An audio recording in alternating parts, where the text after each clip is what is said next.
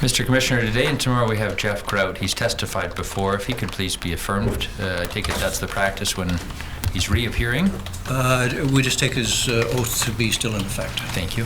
Thank you. Mr. Grout, I will take some time. I am aiming to conclude in good time today to permit your counsel time for their examination as well. I'm going to begin just by covering briefly your background. I appreciate that you have testified previously in this inquiry, so I'll try and do this in a summary way. Exhibit number 316, and on our exhibit list for commercial hearings, number 19 is Mr. Grout's CV. It's already an exhibit. I'll just confirm briefly, you have a BSc in biology from the University of British Columbia, an MSc from the School of Resource and Environmental Management at Simon Fraser University. You completed your fisheries-focused graduate work under the supervision of Dr. Randall Peterman and started work as a biologist with the department in 1998. Is that correct? Yes. And just one clarification, it was not an MSc degree, it was a Master's of Natural Resource Management from SFU. Thank you. In 2001, you moved to the position of resource management biologist in the Lower Mainland office, working on sockeye and pink salmon, and then began your current role as a regional resource manager salmon in June of 2007. That's correct. I understand, and if you could confirm, please, that in your current position you have, amongst other responsibilities, responsibility for chairing the Salmon IHPC, or Integrated Harvest Planning Committee. Yes, I have done that over the last year. You attend consultations with First Nations, the Sport Fishing Advisory Board, or SFAB, and the Commercial Salmon Advisory Board, or CSAB. Yes. You attend meetings of the Allocation Implementation Committee, or AIC. That's correct. You chair the DFO's Internal Salmon Working Group. Yes. And you are involved in drafting conditions of license and managing the commercial intrasectoral allocation process, as well as addressing issues of intersectoral allocation. Yes. Thank you. I'll begin as a first topic on the matter of salmon allocation, and why don't I, to use Mr. Rosenblum's language from yesterday, try to start at the 30,000 feet level of view. We have the policy and practice report that's been filed, but for this question, if you could begin by explaining, when we talk about allocation of salmon in the fisheries context, what does that refer to? What is allocation? At the highest level, allocation refers to how the resource is shared between conservation objectives and then also harvest by various participants. So there are elements of conservation, and that would be fish that are going to the spawning grounds, and then harvest by First Nations, recreational and commercial harvesters. And one of the points I'd like to take is that you pointed out in our policy and practice report, and Mr. Lunn, it's PPR number 6 at paragraph 60. Ms. Grant may be able to help me on finding the page number. I don't know if we need the document necessarily to ask this, but the allocation, the definition of allocation in this report refers to the number, page 22. This definition in our policy and practice report refers to allocation in terms of the number of fish, and you pointed out that indeed it can also, allocation can also refer to a percentage share of the allowable catch. That's correct, and the reason I pointed out that change is for Fraser sockeye in particular, but also other salmon, the total allowable catch can fluctuate throughout a season. So in some of our licenses, we'll specify a percentage share, which would then change the number of fish that are allowed to be harvested during the season, depending on what the level of the TAC might be. And in practical terms, when we hear the words intersectoral or intrasectoral allocation, what do those refer to? Inter refers to the arrangements describing how harvests will be allocated between First Nations, recreational and commercial harvesters.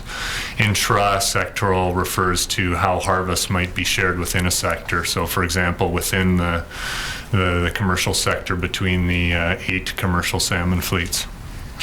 Within the Department of Fisheries and Oceans, who has responsibility for salmon allocation? Salmon allocation is guided by the allocation policy, and it's the responsibility of our managers, staff, myself, and others to implement the allocation policy in as best we can in the decisions we're making. What is the role of the salmon team in allocation? Well, the salmon team includes a group at regional headquarters, including the salmon team lead, myself, a salmon officer, and the recreational coordinator. And so we have a number of different roles. I'm directly involved in helping devise fishing plans that are consistent with the allocation priorities laid out in the allocation policy. So that's inter-sectoral allocation across the First Nations recreational commercial harvesters, and those plans as they're laid out in the IFMP. I'm also directly involved in the Allocation Implementation Committee, which is focused on implementing the allocation policy as it pertains to sharing harvest between the recreational and commercial sector, and then also in the commercial intra-sectoral allocations. I'm involved in the meetings that set up the allocation sharing arrangements for the commercial salmon fleets. And there's both a salmon team and a salmon working group. Could you please help me understand the difference between the two and the involvement of the salmon working group in allocation? The salmon working group's a broader group. It only includes departmental staff. It includes members of the salmon team. There's representatives from our regulations unit, licensing unit, salmon enhancement program, the director of our science group, salmon and freshwater ecosystems, are the head. We also have area chiefs of resource management, stock assessment, and conservation and protection at the meetings, communications, representatives from resource management operations in Ottawa, and maybe a couple others that I've missed, but we have a terms of reference that lays out the membership of that group. I'm not sure whether that's been entered as evidence previously or not. Okay. And in terms of the salmon working group's work on allocation versus the salmon team, could you help us get an understanding of its involvement? The salmon working group is primarily dealing with allocation at a more overview level. So if there's specific issues that came up in developing the IFMP, then we'd have discussions at the salmon working group, given that we've got representatives from all of our areas and various different branches and groups in the department. Number 23 on our list is already an exhibit. It's the allocation policy itself. It's exhibit 264. I don't need to refer you to it specifically. Instead, what I'd like to do in a fairly quick way, if I might, is to try and make sure we have an understanding of the background, the immediate history leading up to the allocation policy in 1999. There's a summary of that background in the policy and practice report that's still on the screen. At a general level, is the summary that's set out in terms of the history leading up to the allocation policy, the summary in the PPR, is that accurate to your estimation? I don't recall making any specific comments or concerns about that part of the policy and practice report. Thank you. I think that's accurate. All right, and there's reference, and I'll do this very quickly. Number 20 on our list, Mr. Lunn, is the May report in short form, altering course. This is the May report. This is one of the central reports that led up to the allocation policy in 1999. That's correct. If that could be the next exhibit, please. Exhibit 455. The next one is number 21. This in shorthand is the toy report.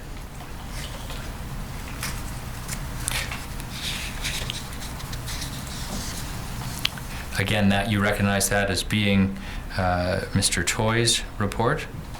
Yes, that's correct. If that could be the next exhibit, please, Mr. Registrar. 456. And finally, to be complete, the Kelleher report, number 22 on our list of documents. You recognize that as Stephen Kelleher QC's report from 1998? Yes, it is. If that could be the next exhibit, please. 457. We touched I'm going to step back and just ask another question about the policy and practice report. As we move through things, I'll do my best to take you to some more specific points, and I'll ask a general question at the end if you have further comments about the policy and practice report. I take it, though, you have a general comment about the policy and practice report that, based on your review of it, I'd invite you to make that point and to offer your comments at a general level about this document and the accuracy of the information set out. Yes, the general comment I made about this policy and practice report is overall I thought it was a well done report. I did note, though, that it did not go into any detail into the First Nations role in the commercial fishery and the various different opportunities that are provided through various programs, and I understand that that's perhaps being covered at a different part in the hearing, but I think it's an important point to point out. The department's been working to integrate First Nations into the commercial fishery, providing additional access through a number of programs, including Pacific Fisheries Reform and the Pacific Integrated Commercial Fisheries Initiative and others. So I thought that was one of the main points that I understand is being touched on elsewhere, but I think the two are connected. So that was the key point I made. Thank you. Why don't I start with the allocation policy, but I'll do that through the policy and practice report that's on the screen. My printed version, I hope it's the same as everyone's, paragraph 78. Mr. Grout, what this sets out, it replicates, is the language of the allocation policy in setting out 7 overarching principles for salmon allocation. I'd like to, with that on the screen in front of us, and we can all read it, but if you could walk us through the governing principles for salmon allocation, please. Okay, these 7 principles lay out for Pacific salmon how the department intends to allocate the resource. Conservation is the top priority in managing the resource, and as it says there, conservation won't be compromised in terms of achieving salmon allocation targets. After conservation, First Nations, or after conservation needs are met, First Nations food, social, and ceremonial requirements and treaty obligations are first in priority. The next point restates the common property nature of the resource, managed by the government on behalf of all Canadians for both present and future needs. Makes the key point that it does not imply open access, nor does it imply equal access.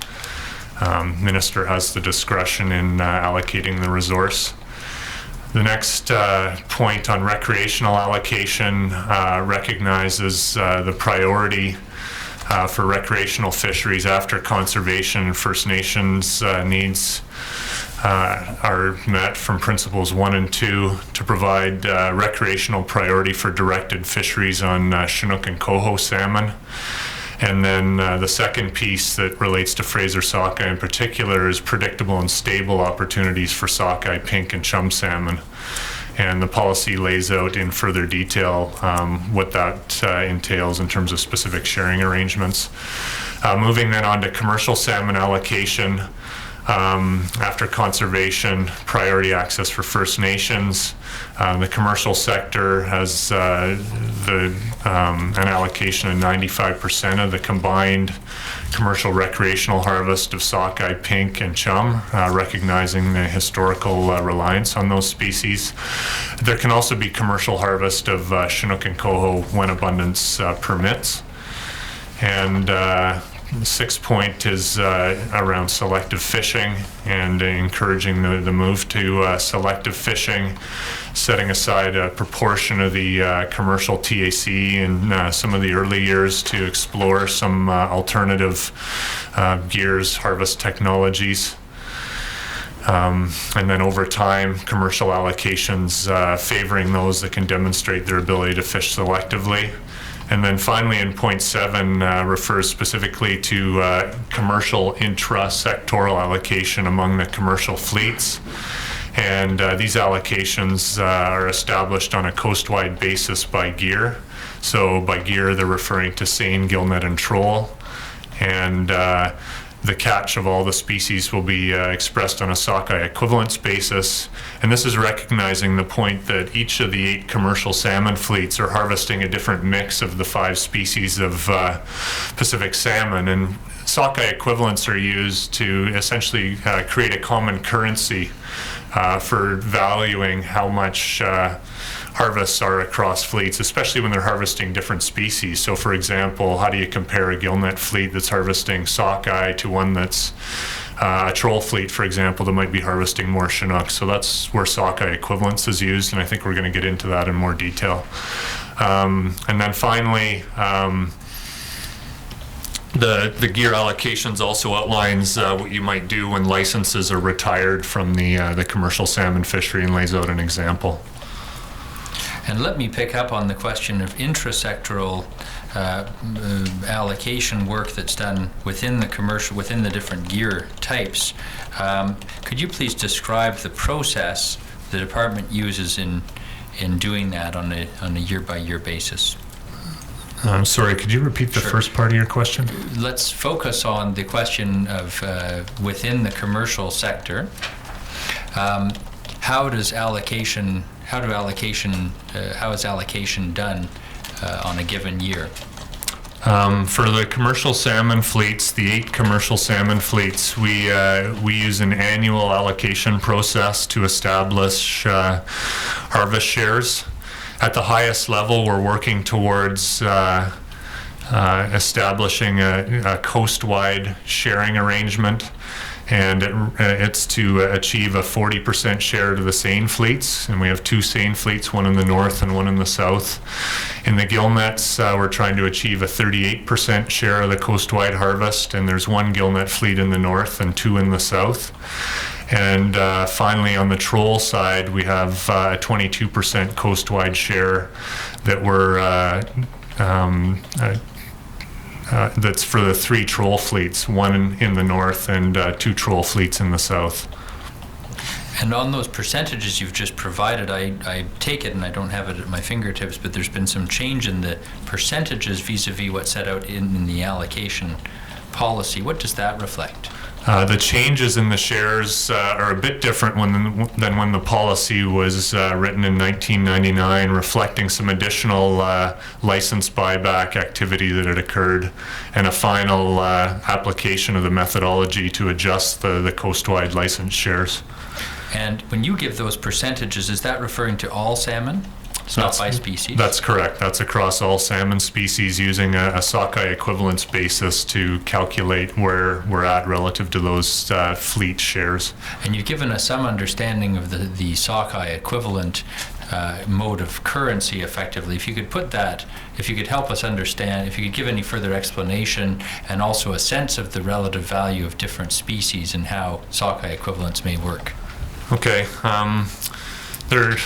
A suggestion here might be to look at an exhibit which is in the 2009-10 Salmon IFMP. In that IFMP, we put in an appendix each year. I'll just pause for a moment and we'll try and do that. Number 25, Mr. Lunn, on the list is Exhibit 317, 2010 IFMP. And for our purposes, Mr. Grout, if there's a page on that or a part of that, if you're able to look on your printed copy in the smallest font on the very bottom under the can number at the end, there will be I expect a page number, and if you have that version. 165. That's Appendix 4? I believe so. Yes, there it is. Great. So this is a complicated topic to walk through, and I think this table might help explain what we're trying to do. So at the highest level, we're trying to achieve these coast-wide sharing arrangements between the seine, gillnet, and troll fleets to achieve the 40, 38, 22% shares. To do that, we have to keep in mind that there's 8 commercial salmon fleets. They're fishing in 21 production areas, one of which includes Fraser sockeye, but other ones include other species and fisheries around the coast. So examples would be Skeena and Nass sockeye in the north. For example, we have some Chinook fisheries. So there's 21 different production areas. And then we're looking at what combination of fleet shares in each of those fisheries will bring us back to our overall coast-wide sharing arrangement.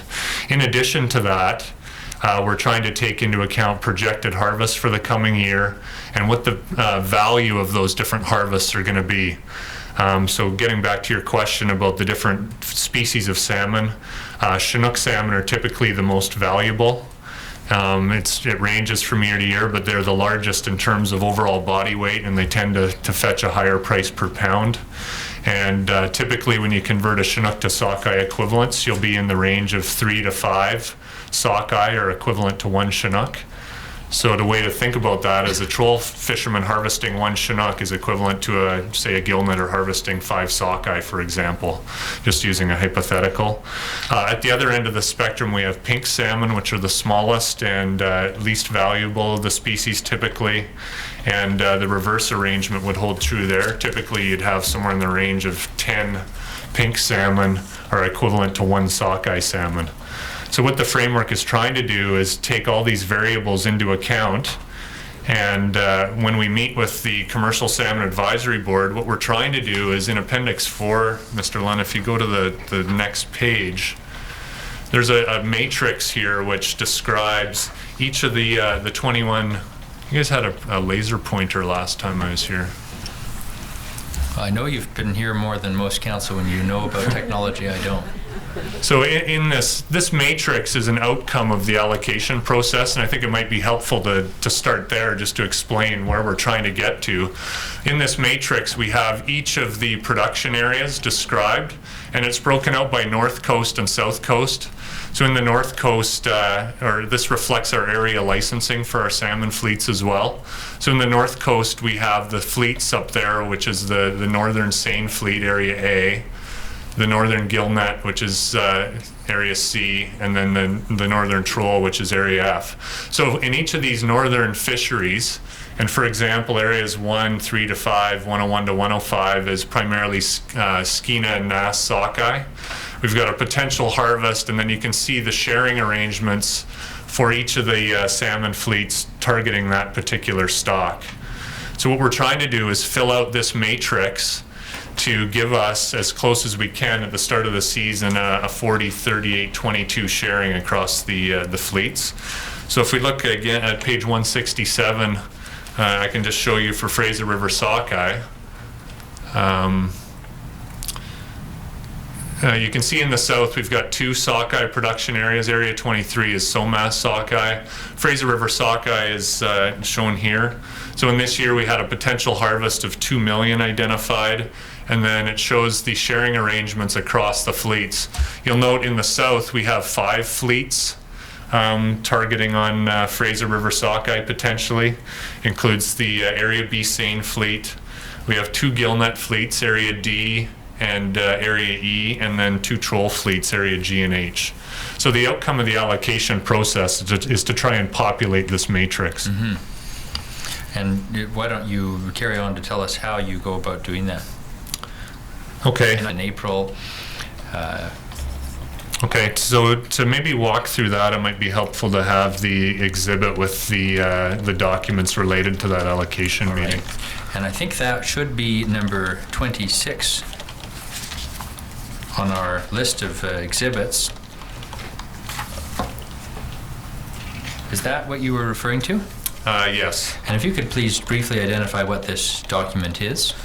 So this document is intended to summarize the outcome of the Commercial Salmon Advisory Board meeting with the department to negotiate the allocation sharing arrangements for the 2009 season. All right. If this could be the next exhibit, please, Mr. Registrar. Number 458. Thank you. Carry on. Okay, so what this document provides is maybe just to describe the meeting. So the meeting has the representatives from the Commercial Salmon Advisory Board, which includes 2 representatives from each of the area harvest committees. So each of the 8 commercial salmon fleets. We have 2 representatives from the processors, 2 from the union. The terms of reference identifies 2 members from the Native Brotherhood, which have not been attending, and an ex officio position for the province. And I'll just pause to ask, since I don't want to forget later on, the Native Brotherhood has dropped out of the CSAB process? That's correct. I don't have it at my fingertips. I think the policy and practice report describes them as being part of it, but that's no longer the case. When did that change?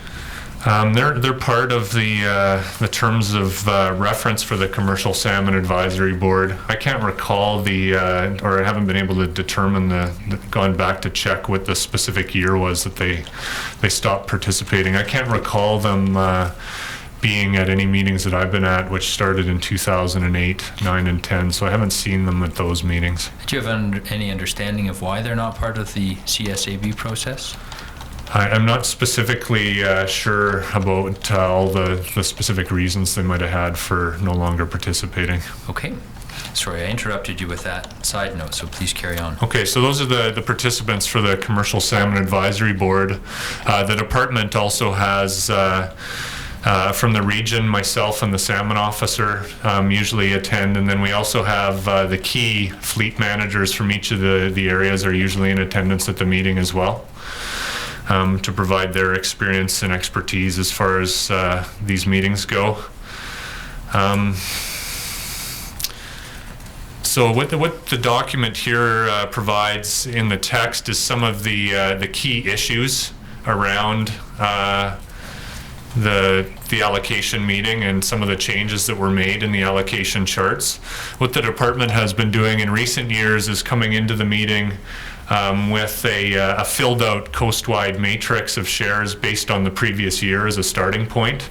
And that's based on the previous year's actual postseason numbers? Is that the starting point?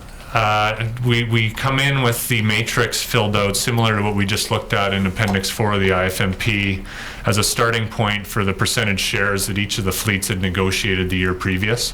Oh, I'm sorry. So the starting point is whatever the result of negotiations was 1 year before? That's right. Thank you. And it's a relatively arbitrary choice. We've had suggestions to zero the whole table out and start from scratch, as well as other suggestions for individuals or a subgroup to try and make adjustments prior to the meeting. We've actually found, though, that it's most effective to just start where we left off the previous year. In practice, there's some key spots where the negotiations tend to occur, and one of those is Fraser sockeye. Mm-hmm. What we do then in the meeting is try and determine how close we can get to our 40, 38, 22% shares. And to do that, we look at harvests from the previous year and the value of those harvests to establish what the sockeye equivalent should be. And we've had an external consultant, Gord Gislason, provide a value report from the harvest from the previous year, which gives us the landed values of the previous year's harvests. That's used to determine the sockeye equivalents for the coming year, which can be used to value harvest. The next step is to have our managers determine what the potential harvests are going to be in each of the production areas. And we've also, last year in particular, we went and also did some explicit sensitivity analysis prior to the meeting and showed what the different outcomes might be in terms of the coast-wide sharing for different scenarios or different harvest levels that might occur. Typically, we'll also do that in the meeting as well. We'll go into the meeting with the spreadsheet that's got all the models included. And if representatives at the meeting ask to say, well, what if we did this? What if we changed this share to X or this one to Y? We can actually explore the outcomes from that immediately right at the meeting so that we can try and conclude the negotiations in a day. So I take it it must be that you have a projection screen or something so that numbers are changed in the spreadsheet. You sort of run that scenario to see where that would leave things. Is that right? Yes, we provide the committee members with an initial package of tables, which looks similar to what's starting at page 5 here in the exhibit. Providing a summary of, and I can maybe quickly walk through these, but this table provides the allocation from the previous years. in terms of in the top left what was projected at the start of the year, and then what the actual allocation was at the end of the season, just so folks can see where things wound up. You can see there's sometimes changes from what we were projecting. You see the seine fleet here in 2008 had 31% projected. Postseason, it was only an 18% share. And then we also show across the fleets what the number of sockeye equivalents were on a per license basis across each of the 8 commercial salmon fleets, taking into account the number of licenses in each of those fleets. So you can see the outcomes in terms of sockeye equivalents per license. So A and B are our 2 seine fleets, north and south. C, D, and E are the gillnet fleets.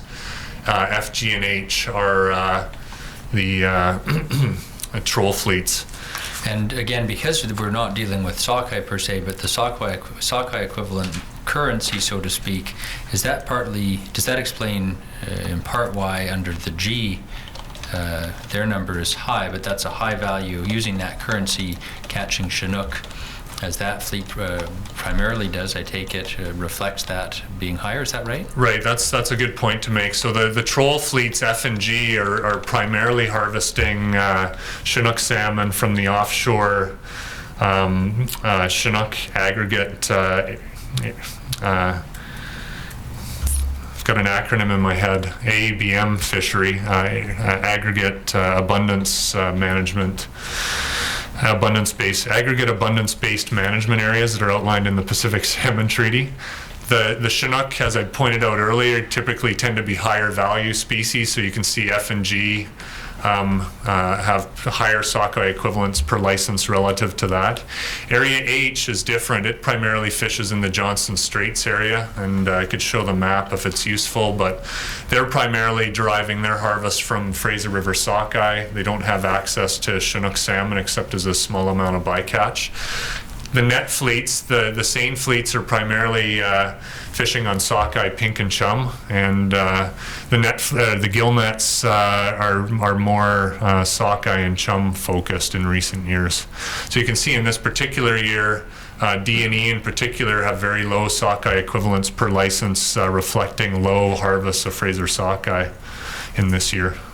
In an everyday sense, one looks in the newspaper, I suppose, for a currency table to understand an exchange rate. How is valuation done, or the currency set on sockeye equivalents? There is a table, just checking to make sure it's included here. It may be a question you can answer without, I don't know.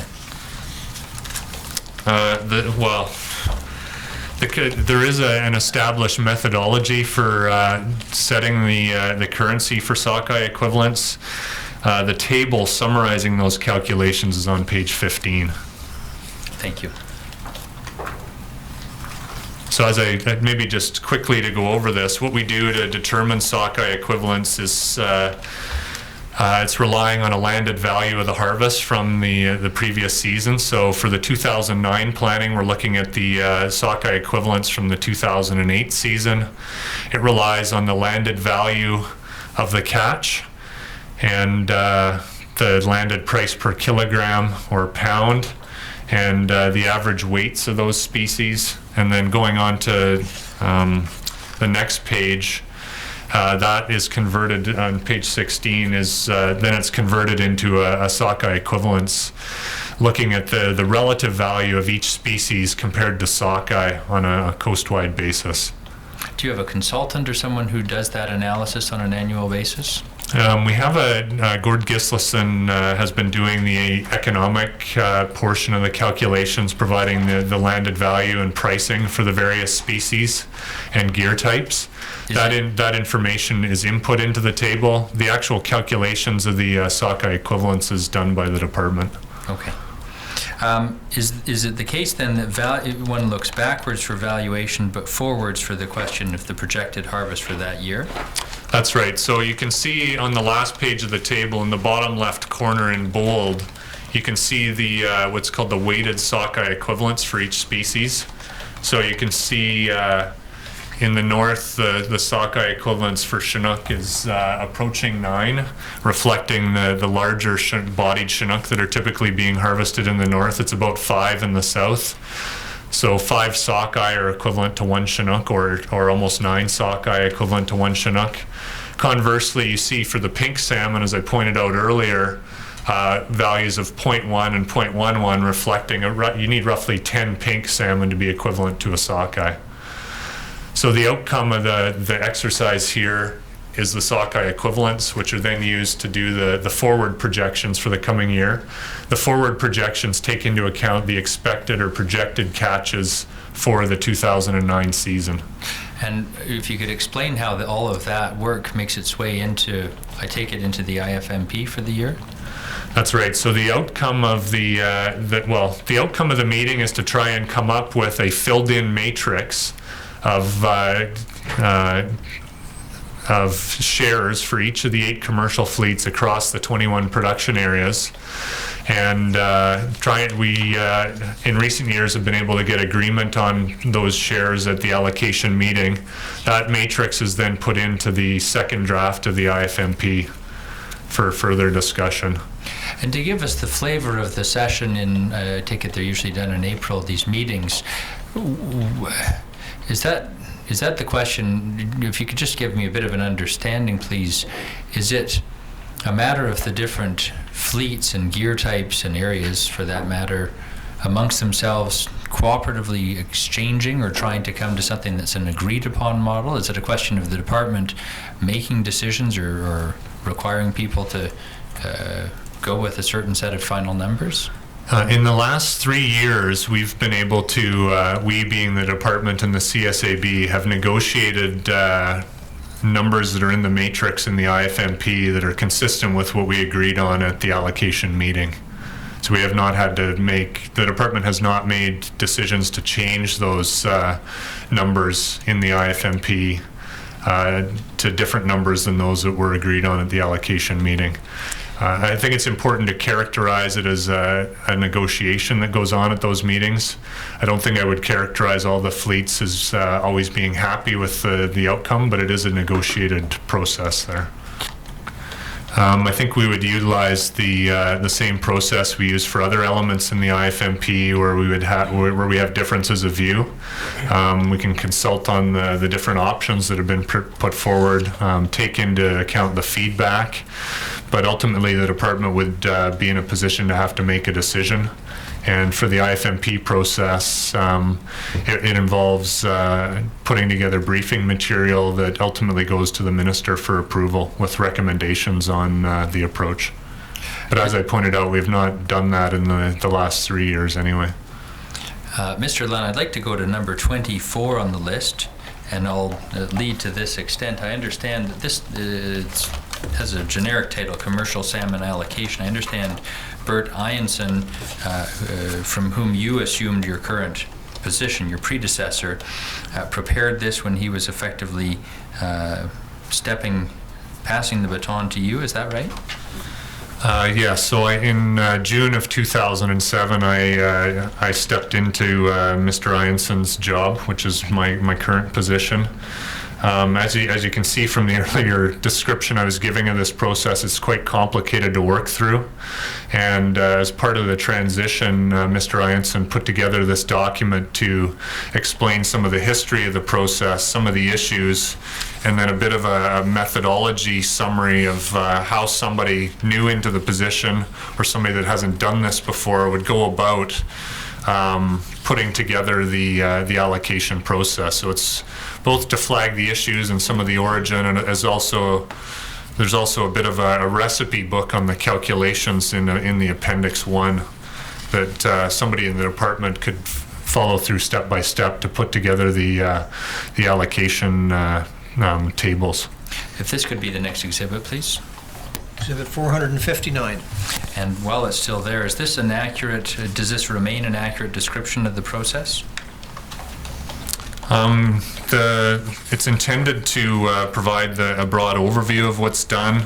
The The appendix, I believe, is accurate in terms of the steps. There may be some changes as far as names of individuals and who's doing specific things from year to year. That part's accurate. The paper did refer to a couple of errors that were identified that have since been corrected as well, and those are discussed in this paper as well. With respect, this isn't focusing on this document, how important is industry agreement to the allocation process? The agreement to the commercial sector? Well, this process is what drives the allocations for the commercial species when they return during the season. So if I can use Fraser sockeye as an example, it's very important for managers to have clearly defined shares of what they're managing those fleets to during the season. If you didn't have that, there would be arguments in season about whose share should be what. So it's very important for managers in terms of allocating the commercial portion of the harvest to have a clearly laid out agreement on how that should work ahead of time. So that's at least what the process here is intended to do, provide clear harvest sharing arrangements for the coming season. There have been some concerns about the allocation framework, and I suppose they pull in different directions. On the one hand, that it should become that the allocation ground rules, if you will, should be permanent, versus on the other end of the spectrum that they should be invented anew every year. I think it's probably accurate to characterize the process as having a lot of frustration when we do this on an annual basis. One of the key frustrations is the inability to balance the coast-wide shares to the 40, 38, 22% target. Another relates to the uncertainty around having to adjust these shares each and every year and potential impacts it could have on the various different fleets. Fraser sockeye in particular tends to be a focus of negotiation. When the framework was put together, I think there was an intention to try and use Fraser sockeye, particularly in the southern areas, to try and help with balancing the coast-wide shares.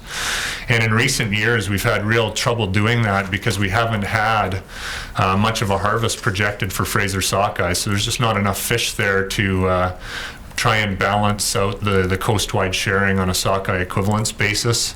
The other issue around that is the troll harvests of Chinook in area F and G in the north and in the south are not accessible to the other fleets under the salmon treaty, and those Chinook harvests are A, valuable, and B, you can't move them.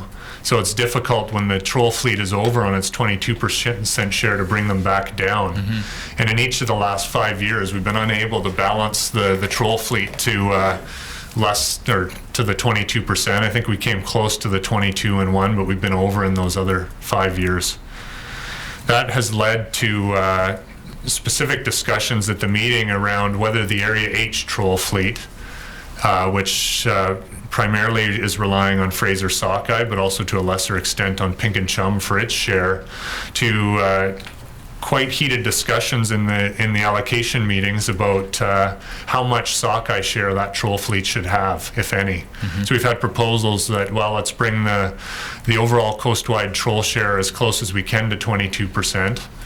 By zeroing out the Area H share, and there's been a reluctance to do that among some of the net fleets. Mm-hmm.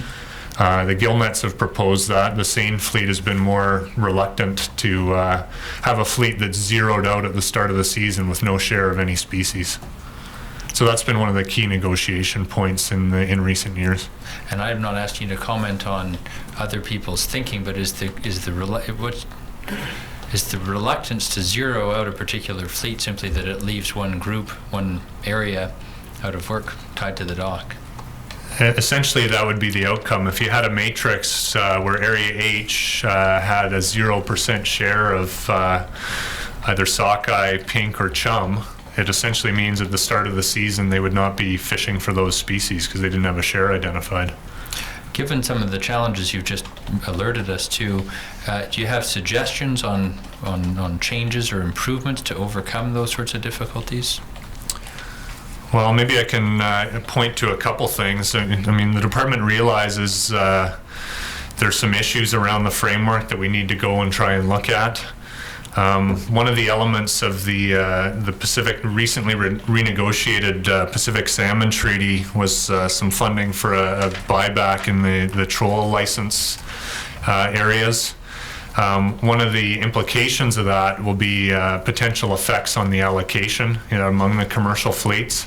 So as part of the program, and this is the $30 million US program.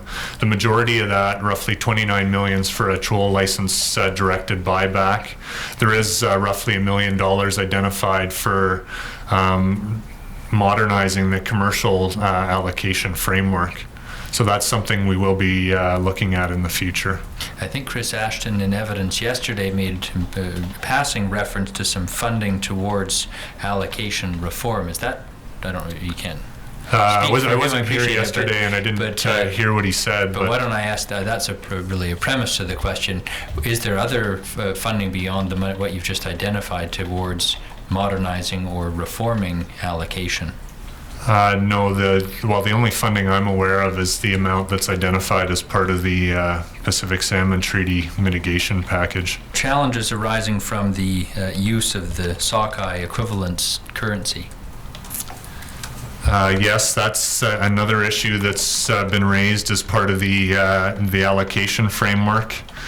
There have been challenges around, well, one of the key concerns that has come up is when you're using sockeye equivalents, if you have a fleet that's added value to their harvest, in a sense, this framework would attribute more sockeye equivalents. So as an example, if the troll fleets have argued at some of these meetings that their sockeye equivalents of Chinook has been increasing because they've been able to add value to their harvest. Mm-hmm. And if that is in fact the case, they're essentially being penalized for that, as they would assert they're being penalized for adding value to their harvest. And adding value as an example might be changing the methodology or freezing immediately on board or something that brings the price up of that fish. Is that? There might be any number of ways to increase the value of your harvest, but it could include those points you've mentioned. And so there's I take it from that, perhaps there could be a disincentive to add value. That's been one of the arguments in relation to the use of sockeye equivalents. And are there, those are some of the, and knowing that other participants will have other issues to identify, I won't try and be exhaustive on this. I might, if I could, I might make one other point. We've also heard at the meetings that we should be looking at essentially negotiating and then freezing the shares in the framework for some period of time, ranging from permanently to a longer period than 1 year, which would really negate the use of, or negate the need to use sockeye equivalents on an annual basis when doing the framework. If the shares were frozen for a longer period of time, you wouldn't have to do this annual process of looking at the value for revising the shares. So that's another one of the key points that's been raised at these meetings as well. On the other side of the ledger, are there merits or advantages to operating under the allocation policy and the existing process that you see? What's good about allocation as it's currently done?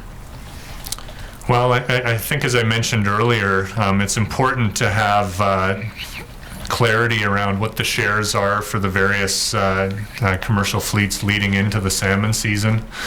I think if your question's focused to the commercial allocation side of things, I think that's one of the major benefits. In terms of the department, it's important to have that clarity around what the shares of the fleets are going to be. With the background to the allocation policy in 1999, is it the case that the allocation policy has set at least some of the ground rules and some of the basic rules on allocation, and is there some merit to continuing with, the players on the field may argue, but at least they're all playing by the same rule book? Can you comment on that sort of a proposition? Maybe you could clarify then. Sure, is your question specific to the commercial fleets, or is it specific to the framework then as a whole? That's helpful because we've been speaking mainly within the commercial fleet. So let me step back and ask, when we pulled up the 7 principles from the allocation policy, conservation, First Nations, moving through the list with a priority on Chinook and Coho for the recreational sector, etc. If I can use the shorthand of referring to those as operating principles or ground rules, is there, in your view, merit in maintaining those ground rules? I think from the department's perspective, the allocation policy principles continue to be the key drivers for the way we manage fisheries. I'd make a distinction that the policy doesn't lay out for each specific year what the specific rules might need to be. We're applying those principles in the fairest way we can and using open and transparent ways to describe what we're doing on an annual basis. Appendix 4 from the IFMP would be a specific example then of how we're applying the principles in any given season. Should the allocation policy be replaced or updated, or should it be left as it is? I think the principles as they've been laid out in the policy continue to be effective. There are areas where we need to do more work around how they're operationalized. We've had a fair bit of discussion around the commercial allocation framework and how that's operationalized. We've also had ongoing discussions with the Allocation Implementation Committee, which is a group that includes recreational and commercial advisors that works out how the allocation policy is describing the sharing for Fraser sockeye, but also pink and chum. Or not just Fraser sockeye, but sockeye, pink and chum between those two fleets. And so there continue to be issues around how the principles are operationalized that we're working through. But I think as a policy document, the principles continue to apply. There's reference in the allocation policy itself to establishing, and it recommends the establishment of an allocation board.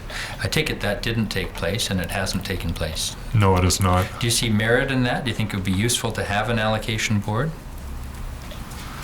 Not having been involved in all of the discussions that led up to that occurred during the earlier work in developing the allocation policy and the allocation policy itself, I haven't formed a firm opinion on whether that sort of board might be helpful or not.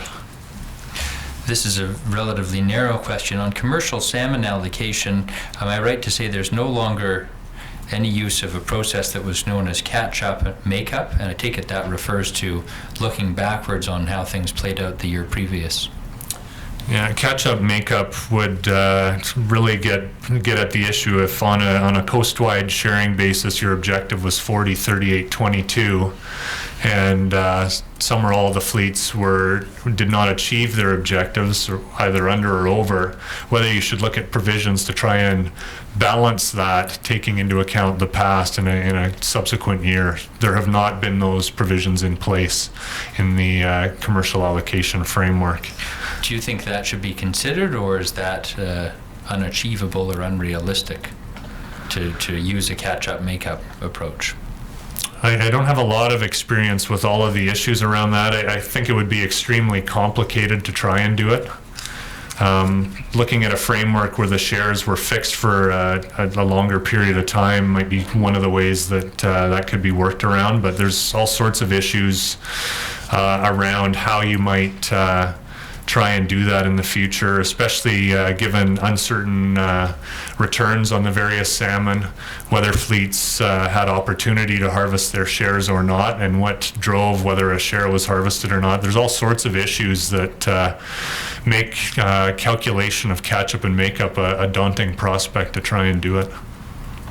I focused on the question of commercial intrasectoral allocation, I think, in most of my questions. Let me switch to a different topic. How is allocation handled for the recreational sector? Okay, the primary species of interest for the recreational fishery are Chinook and Coho, and reflected in the allocation policy then is priority for those populations after conservation and priority for food, social, and ceremonial fisheries relative to the commercial fisheries. As it relates to Fraser sockeye, the policy is looking to provide stable opportunities for sockeye, pink and chum fisheries. And in the policy itself, it outlines a 5% cap on that share on a coast-wide basis over a period from 1999 to 2005. And what I mean by 5%, we would look at all of the sockeye harvest by the recreational and commercial harvesters, and the 5% refers to the total recreational harvest divided by the combined recreational and commercial harvest. So what we're looking at is over that 99 to 2005 time period, having it be an average of 5% or less. And we're now in 2011, and could you give us a sense of how has that 5 or 6 year period in formulation continued to be used, even though we're well past 2005?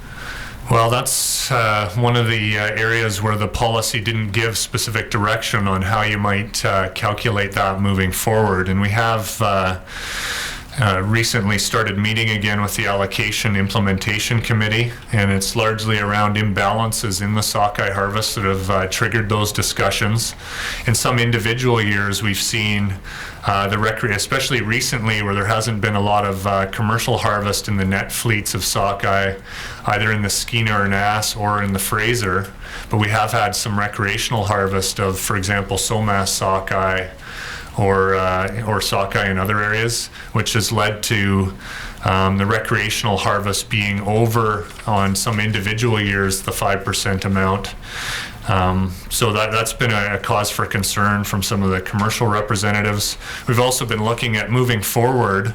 The recreational advisors at those meetings have indicated they're committed to keeping their fishery within that 5% cap on average, and we're looking at the most appropriate ways to do the averaging on a forward-looking basis. So at the most recent meeting we had in January, we started looking at the implications of some of the options you might use to do that. I have one last allocation question, I think, which is this, and this in fact stems from a public submission that was made to the Commission. Within allocation, is there a tension in the allocation process you've been describing, in particular for the commercial sector? Is there attention paid to the socioeconomic impact on particular fleets or operators? Well, I'll maybe start by saying socioeconomic can cover a broad suite of indicators, and they would vary depending on who you talk to. So in terms of which indicators they're referring to, it's tough to know specifically. Different people would be more focused on socio, so what's the total employment in the fishery, who's being employed. Some are focused more on economic, profitability of individual vessels, revenues. There's different measures you might use. In terms of the allocation framework for the commercial salmon fleets, we're looking at landed values primarily as the metric for developing the sharing arrangements. So what's the landed value of the harvest from the previous year? What's the projected harvest for the coming year? And we're using essentially catch as a proxy with those landed values and sockeye equivalents to essentially attribute the value to the various different fleets. Let me move into the next topic. Mr. Commissioner, I'm mindful that we would typically take a break at 1:15, and I don't know if the court's preference is to have me start into the next topic or break now. I think we should take the break. But before we do that, Mr. Martin, I just wonder if I could just impose upon the witness. I know he covered this during the harvest management sector, but I wonder if you could just remind me at least, and perhaps some of the others in the room, of the timing sequence here. We talked about the development of the forecast and TAC and all of those elements that go into the fisheries plan, but if you could just remind me now of the timing and sequence of how this is unfolding pre-season, because I gather all of the evidence you've given to this point is about pre-season steps that are taken with respect to allocation. But where are you in terms of the timing. This is taking place between January and April, I presume. Yes, that's correct. We get this framework relies on harvest information from the previous year, so catches which are typically finalized after the fisheries, once managers have had time to review them and finalize their estimates. Typically January, February is when we see those around the completion of the postseason reports. The economic analysis, I believe we typically get in March, so that's one of the constraints on providing the or having the meeting in April. So we typically don't get this framework filled out and into the first draft of the IFMP for that reason. The outcome of the April meeting and the filled in matrix would then go into the second draft of the IFMP, which would go to the IHPC for review in May. So just to remind me again, in terms of the IHPC, would they have seen the first draft by this time of the IFMP, and would they have met without having the matrix that you've been talking about? Yes, that's correct. And just to complete on that point, or to try and add to it, a number, I'm jumping ahead, Mr. Lund, to Canada's list of documents number 7, but it's I think a one-page description or outline of the sequence of events, so to speak. Is that maybe I can just confirm if that's an accurate way to put it. Yes. What is that document? This is a high overview synopsis of typically when some of our main planning meetings occur, including some of the department's internal meetings, as well as some of the key, advisory meetings with our regional bodies. I wonder if that might be the next exhibit, please. Exhibit 460. Thank you. Thank you, Mr. Commissioner. Mr. Grout, just looking at this document that's on the screen, I note in April the CSAB meeting, pre-season planning review of IFMPs and commercial allocation. Is that the first meeting that deals with the allocation formula? Yes, it is. We typically have a one-day session to deal with. The primary focus of the meeting is usually on allocations. We usually don't spend a lot of time on some of those other issues, but if we have key topics, we can go over it at that meeting. We have also would have met with the CSAB separately in the north and the south as part of the postseason reviews, usually either in December or January. Perhaps it's a good place to take a break then. Hearing will now recess for 15 minutes.